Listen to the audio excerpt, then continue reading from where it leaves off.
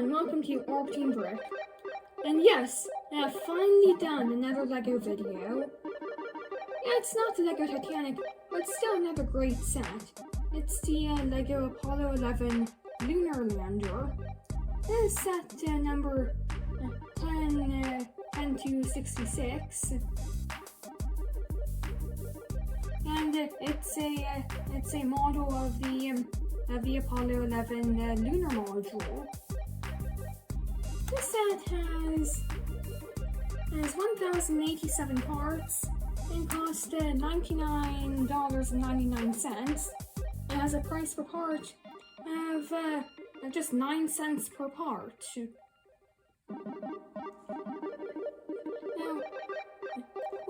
let me go back a bit.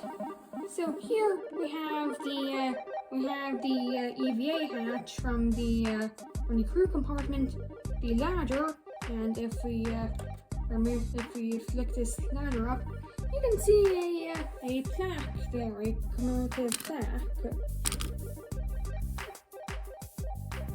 So yeah, the ladder goes down, and we have the first footsteps on the moon, and the American flag, as well as a nameplate in front of it.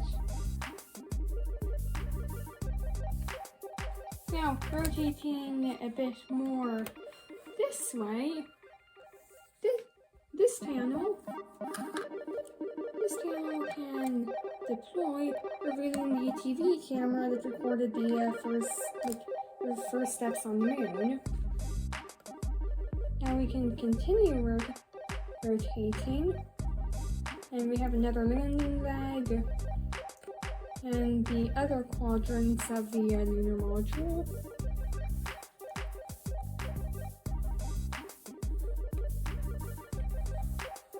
And on this quadrant, we can open it up to reveal a reflector. The reflector there. And if we continue to rotate it, we have the spot for the reflector right there.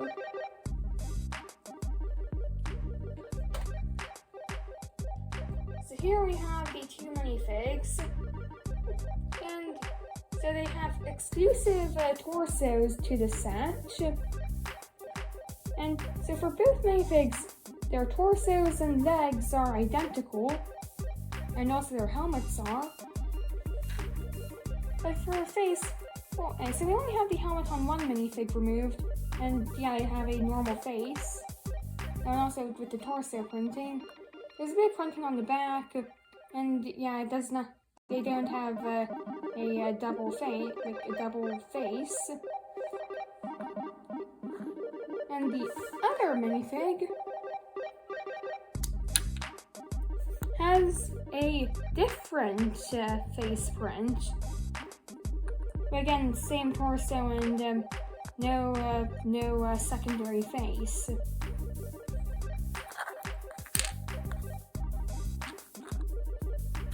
Now for these helmets, they're not the most accurate, but I understand why LEGO didn't want to make a new helmet part specifically for this set. And so the base for the lunar module, it's nothing special. It has some craters, and well, it has a crater, and where the lunar module's landing legs go, and some small details in the first footprints on the moon. But yeah, it's a base, and it is able to keep the lunar module from sliding around. And so for the descent stage alone, on the inside you can see where the ascent stage engine goes, and also the oxidizer and propellant tanks for the descent engine.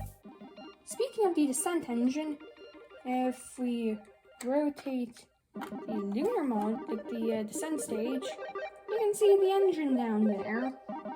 Not that much detail, but I mean, it gets the that is what the engine does look like. So for the last part of the set, we have the ascent stage. And this has a bunch of small details on it, like the real thing. So here, well, in 4 places, we have the reaction control system thrusters, which are small thrusters used to guide the direction of the spacecraft. Here we have some of the communications equipment. We have some more communications equipment, some more. I believe this will be the landing radar. I'm not quite sure exactly if it is. Correct me in the comments if I'm wrong. And these protrusions on the side are the fuel tanks for the ascent stage engine. Now, looking at the front here, you can see the triangular windows and the hatch, which can open. But to get a better view inside, we can take the front off, and on the front you can see the joysticks for controlling the lander on the way down, and also the Apollo guidance computer. And here you can see where the astronauts stood. There's some other computers on the walls, and in the back there, some more equipment. And we can also remove the back part, which, you can get a better view of the equipment and of the interior of the middle section. And I think that's the... Actually, one more thing. On the top there, you can see the docking port for where the Lunar Module would redock with the command module. Now, unfortunately, LEGO never made a command module set, and there would be no way. There really wouldn't be a way to dock your own command module custom creation to this, and this hatch can't even be opened. But still, I think that's this entire set complete. So while I really like this set, there is a problem with it. Relative to minifigs, it's 20% too big. This is pretty obvious from the ladder.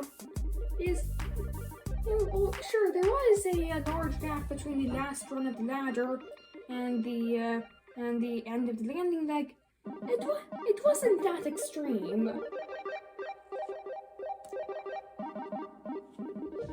And sure, it is an inaccuracy. The set does look really good. I mean, if you're really annoyed by it, you can just use the minifix for something else and act like it's not meant to be minifig scale. It works totally fine if you do it like that. So yeah, I would recommend any space fan to get this set. It's a highly detailed model. So I want to thank you for watching the video. Please like and subscribe, and goodbye.